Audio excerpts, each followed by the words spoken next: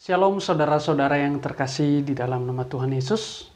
Pada saat ini kita akan belajar satu tema perenungan, yaitu mengampuni tanpa batas. Sebelum kita merenungkan firman Tuhan ini, mari kita serahkan di dalam pertolongan Tuhan. Mari kita berdoa. Bapa di dalam surga, terima kasih, kami bersyukur pada saat ini kami akan belajar merenungkan satu tema, yaitu mengampuni tanpa batas. Tuhan kiranya memberikan kami hikmat dan memberikan kami pengetahuan supaya kami mengerti akan firman-Mu ini, akan renungan yang akan kami pelajari pada saat ini. Tuhan kiranya kuasa-Mu yang melingkupi dan mendorong hamba-Mu di dalam menyampaikan perenungan ini. Supaya apapun yang hamba sampaikan semuanya berasal daripada kehendak Tuhan kepada kami. Terima kasih Tuhan, kami serahkan perenungan ini dalam tangan-Mu. Dalam nama Yesus kami berdoa dan mengucap syukur. Haleluya. Amin. Saudara yang terkasih, pasti di dalam kehidupan sehari-hari kita mengalami yang namanya kecewa, yang mengalami yang namanya emosi. Dan itu hal yang wajar. Karena itu memang harus kita alami, saudara. Karena kita diperlakukan mungkin secara tidak adil, secara tidak baik. Kalau kita sebagai karyawan di dalam satu perusahaan, pasti kita pernah mengalami yang namanya dimarahin. Mungkin karena di dalam pekerjaan kita itu ada kesalahan, suatu kesalahan, sehingga bos ataupun HRD-nya memarahin kita. Dan ataupun kita sebagai bos pernah mengalami yang namanya marah karena karyawan kita itu bekerjanya tidak baik ataupun melakukan kesalahan di dalam pekerjaannya. Dan saudara, itu bagi saya ataupun secara psikologi saya mengatakan bahwa itu sebenarnya hal yang wajar di dalam kehidupan manusia. Dan kita pada saat ini akan mempelajari yang namanya mengampuni tanpa batas. Nah, saudara, kita akan membacakan di dalam Matius pasal 18 ayat yang ke-21. Kemudian datanglah Petrus dan berkata kepada Yesus, "Tuhan, sampai berapa kali aku harus mengampuni saudaraku jika ia berbuat dosa terhadap aku? Sampai 7 kali?" Ini adalah satu pertanyaan Petrus kepada Tuhan pada saat itu, saudara. Nah, apa yang dijawab oleh Tuhan kepada Petrus? Dikatakan oleh Yesus, berkata kepadanya, "Bukan." Tuhan mengatakan, "Bukan. Aku berkata kepadamu, bukan sampai 7 kali, melainkan sampai 70 kali 7 kali." Nah, ini saudara, 70 kali 7 kali. Kalau secara matematika, kalau ini dikalikan 70 kali 7 sama dengan 490. 490. Kita mengampuni manusia ataupun mengampuni sesama kita yang bersalah kepada kita. Apakah itu benar? Kita akan belajar, saudara. Nah, saudara, apakah 70 kali 7 ini sama dengan 490 kali? Apakah itu maksud dari Tuhan mengatakan kepada Petrus? Nah, pada saat itu, saudara, Petrus mengira bahwa mengampuni 7 kali di dalam sehari itu sudah sangat baik. Karena di dalam Lukas pasal 17 ayat 4 dikatakan, bahkan jikalau ia berbuat dosa terhadap engkau 7 kali sehari dan 7 kali ia kembali kepadamu dan berkata, "Aku menyesal." Itu yang berada di dalam pikiran Petrus pada saat itu. Mungkin itu pikiran Petrus bahwa di dalam sehari itu dia mengampuni 7 kali 7 kali. Dan dia beranggapan itu sangat baik. Saudara, 70 kali 7 kali itu sebenarnya bukanlah perhitungan matematika. Bukan perhitungan matematika. Tetapi seorang pakar teologis yang mengatakan bahwa 70 kali 7 kali itu artinya sepanjang hidup kita. Sepanjang hidup kita, kita mengampuni. Kenapa, saudara?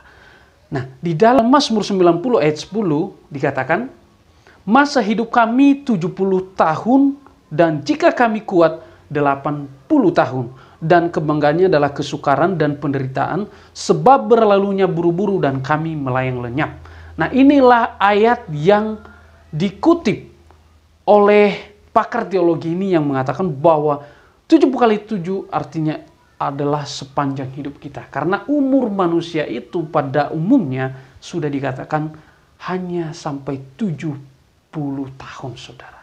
Nah, sehingga sepanjang hidup kita itu, kita harus mengampuni. Kenapa kita mengampuni? Itu pertanyaannya bagi kita. Kenapa kita mengampuni? Kenapa harus seumur hidup? Ya. Yang pertama, saudara, karena kita tidak pantas untuk memperhitungkan dosa-dosa yang dilakukan saudara-saudara kita, sesama kita, kepada kita. Tidak pantas, saudara. Kenapa kita tidak pantas memperhitungkan itu? Nah, alasannya adalah karena kalau kita melakukan hal demikian, sama artinya kita membiarkan diri kita untuk membalas dendam. Padahal Tuhan mengatakan kita harus mengampuni sesama kita. Mengampuni sesama kita. Nah, kalau kita memperhitungkan hal-hal yang dilakukan kepada kita, itu sama halnya dikatakan membiarkan diri kita balas dendam. Orang yang balas dendam itu pasti dalam hatinya itu menggebu-gebu, panas, emosi. Nah, saudara, pasti kita pernah mengalami emosi kan? Hati kita itu akan merasa kacau. Ya, karena di dalam pikiran kita itu adalah balas dendam. Ya. Saudara, yang kedua adalah kenapa kita tidak pantas memperhitungkan? Karena Allah lah yang pantas untuk memperhitungkan itu, saudara. Bukan kita. Itu haknya Allah. Di dalam Ulangan 32 ayat 35 mengatakan, karena Tuhan adalah hakim dan pembalasan adalah haknya, tetapi kita tidak berhak melakukannya. Sebab kalau tidak, kita melangkahi tahtanya. Saudara, ini dikatakan melangkahi tahtanya. Ya. Jadi kalau kita memperhitungkan kesalahan-kesalahan sesama kita, artinya dikatakan kita melangkahi tahtanya. Karena dikatakan itu bukan hak kita. Karena Tuhan adalah hakim dan pembalasan adalah haknya. Kita sebagai orang yang sudah percaya kepada Tuhan, yang dikatakan harus mengampuni, tidak boleh menjadi hakim dan tidak boleh memperhitungkan kesalahan orang itu, karena itu adalah haknya Tuhan. Ya. Yang kedua, saudara, kenapa kita harus mengampuni tanpa batas? Yaitu karena kita sudah terlebih dahulu diampuni dalam keberdosaan kita. Kita sudah diampuni, saudara. Kita perhatikan, saudara, bahwa kita yang cemar ini cenderung melakukan apa yang baik. Nah, terutama di dalam hal mengampuni. Kita cenderung sekali, saya malas mengampuni. Saya tidak mau mengampuninya. Batas kesabaran saya sudah habis. Apakah benar demikian? Tidak, saudara, ya. Tidak. Nah, padahal kita sudah lebih banyak mengampuni, saudara. Nah, kenapa kita mengatakan bahwa kesabaran saya sudah habis? Nah, Mazmur 78 ayat 38 dikatakan, tetapi ia bersifat penyayang, ia mengampuni kesalahan mereka dan tidak memusnahkan mereka. Banyak kali ia menahan murkanya dan tidak membangkitkan segenap amarahnya. Ayat 39, ia ingat bahwa mereka itu daging, angin yang berlalu, yang tidak akan kembali. Berapa kali mereka memberontak terhadap dia di padang gurun dan menyusahkan hatinya di padang belantara. Ini dikutip oleh pemazmur di dalam kehidupan orang Israel dalam perjalanan mereka ketika Musa sebagai perantara Tuhan membawa mereka keluar dari perbudakan. Di sini dikatakan ia mengampuni kesalahan mereka dan tidak memusnahkan mereka. Walaupun dikatakan mereka itu membangkitkan segenap amarahnya Tuhan. Di sini Tuhan mengampuni, saudara.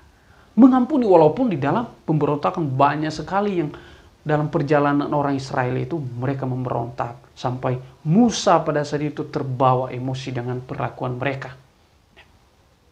saudara, dikatakan ia menahan murkanya dan tidak memusnahkan mereka. Ia mengampuni kesalahan mereka. Kenapa, saudara? Mengampuni. Karena Tuhan tahu bahwa manusia itu, dalam ayat 39 dikatakan, mereka itu daging. Jadi, kita itu lemah, saudara. Makanya dalam firman Tuhan dikatakan, roh memang lemah lembut, tetapi daging itu lemah. Tuhan tahu bahwa orang-orang Israel pada saat itu melakukan kemarahan mereka itu di dalam sifat kemanusiaan mereka. Makanya Tuhan mengampuni mereka. Nah, saudara, kita harus mengampuni karena demikian Tuhan sudah mengampuni terlebih dahulu kita yang sudah berdosa. Jadi ayat ini menyiratkan bahwa kita, saudara, harus membiasakan diri kita untuk mengampuni sampai hal itu menjadi kebiasaan. Karena dikatakan tadi, poin pertama dalam pembahasan kita adalah harus mengampuni. Mengampuni itu sepanjang hidup kita. Jadi sepanjang hidup kita, kita harus membiasakan diri kita untuk belajar mengampuni dan menjadikan hal itu adalah kebiasaan. Nah, yang ketiga, saudara, poin yang ketiga kenapa kita harus mengampuni, yaitu mengampuni itu sebagai sikap kemurahan hati dan sikap mengasihi. Nah, di dalam Matius 18 ayat 23 sampai 27 itu bercerita tentang seorang raja dan hamba yang berhutang kepada raja. Nah, saudara, di dalam ayat yang ke-25 dikatakan, tetapi karena orang itu tidak mampu melunaskan hutangnya, raja itu memerintahkan supaya ia dijual beserta anak istrinya dan segala miliknya untuk membayar hutangnya. Nah, hamba ini, saudara, mempunyai hutang kepada seorang raja. Dan untuk melunaskan hutangnya ini, raja mengatakan bahwa karena orang itu tidak mampu melunaskan, raja itu memerintahkan supaya ia, yaitu orang yang berhutang kepada raja itu, dan anak istrinya dan segala miliknya untuk membayar hutangnya.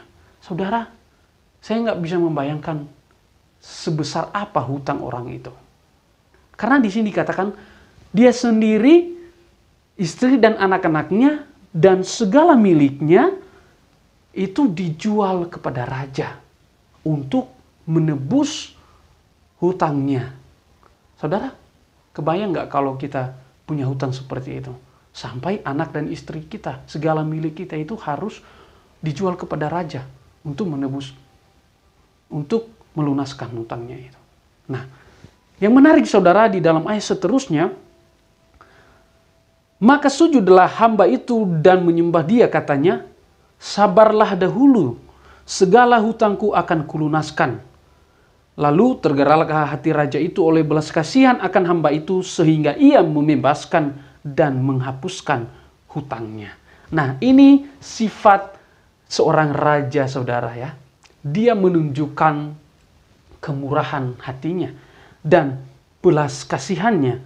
Dikatakan lalu tergeraklah hati raja itu oleh belas kasihan akan hamba itu, sehingga ia membebaskan dan menghapuskan hutangnya itu. Ini, saudara, ya, tergerak hati raja itu oleh belas kasihan dan memberikan kemurahan kepada hamba itu yang berhutang.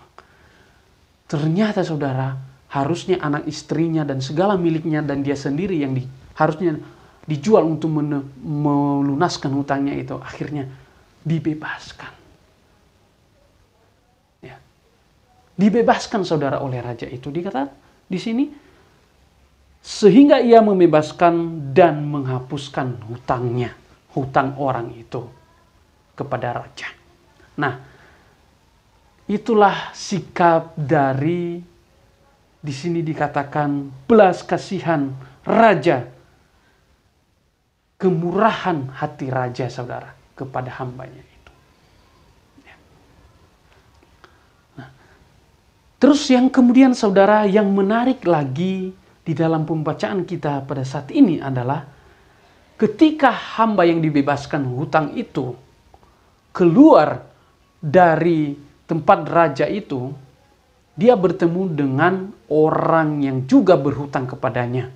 Lalu apa yang dia lakukan, saudara? Apakah dia mengampuni? Kita akan membacakan di dalam firman Tuhan ini. Tetapi hamba itu keluar, ia bertemu dengan seorang hamba yang lain yang berhutang 100 dinar kepadanya. Ya, 100 dinar kepadanya.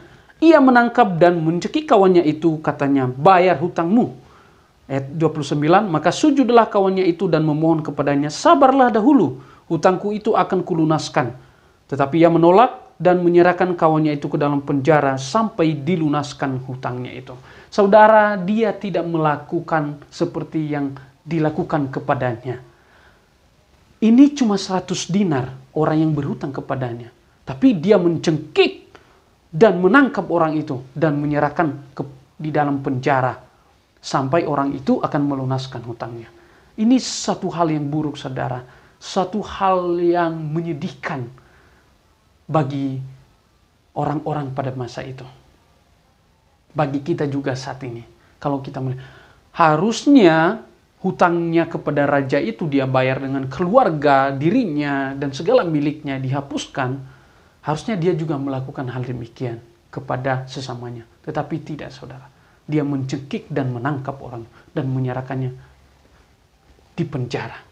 Nah, dikatakan ayat seterusnya, melihat itu kawan-kawannya yang lain sangat sedih lalu menyampaikan segala yang terjadi kepada tuan mereka. Raja itu akhirnya menyuruh memanggil orang itu dan berkata kepadanya. Saudara, ketika orang-orang lain melihat perbuatannya orang itu tadi yang sudah diampuni oleh raja, mereka dikatakan di sini melihat kawan-kawannya yang lain, mereka sangat sedih, saudara. Mereka sedih karena apa? Dengan perlakuan orang itu. Ya, mereka sangat sedih. Terus ketika dia menghadap raja, orang yang berhutang itu tadi kembali kepada raja, dipanggil oleh raja, dikatakan, hai hamba yang jahat, seluruh hutangmu telah kuhapuskan karena engkau memohonkannya kepadaku. Bukankah engkau pun harus mengasihi kawanmu seperti aku telah mengasihi engkau?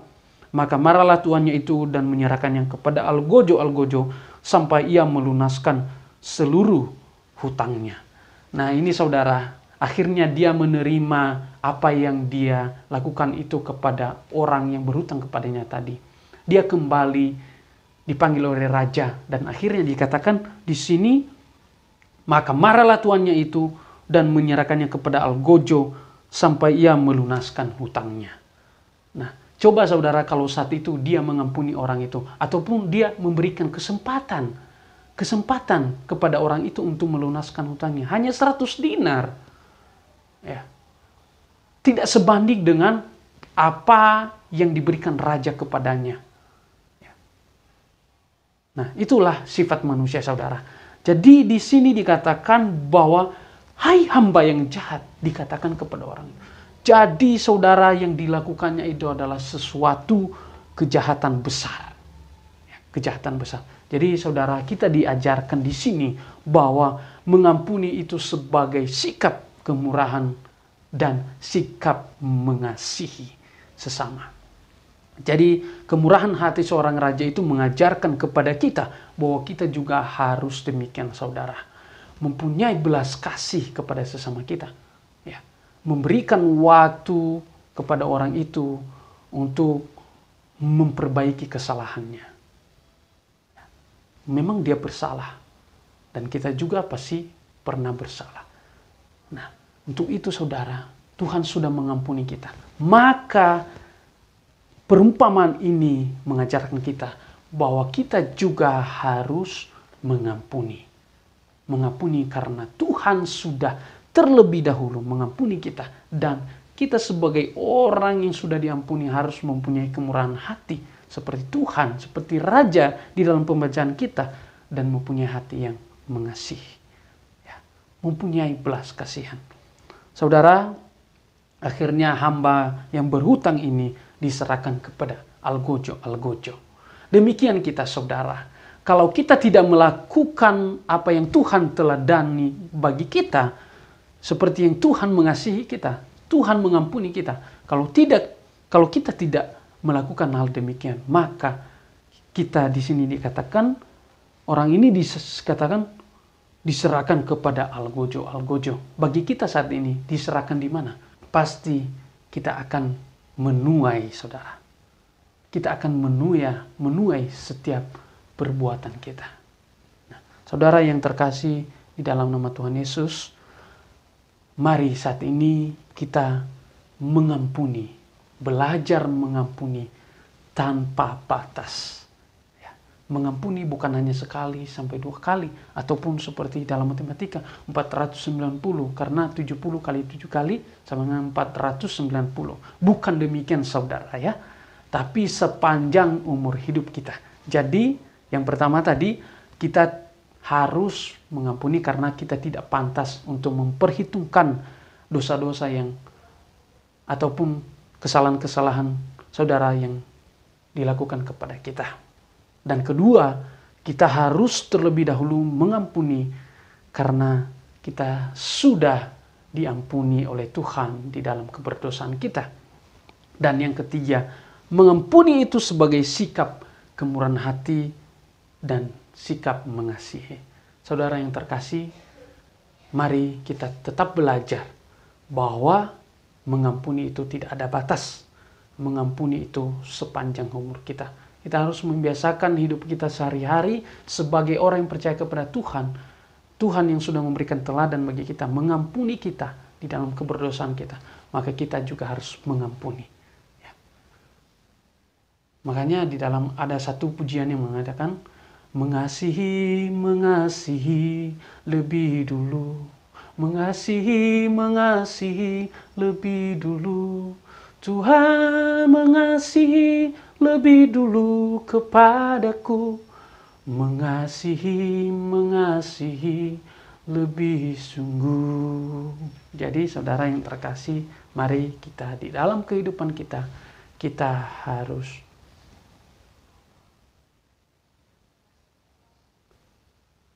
maka saudara di dalam kehidupan kita harus mengampuni. Karena itu adalah hal yang wajib kita lakukan. Semoga saudara perenungan kita pada saat ini akan membuat kita semakin berubah menjadi orang-orang yang semakin diperbaharui di dalam Kristus. Dimanapun saudara yang sudah mendengarkan renungan ini, terima kasih saudara, Tuhan Yesus memberkati.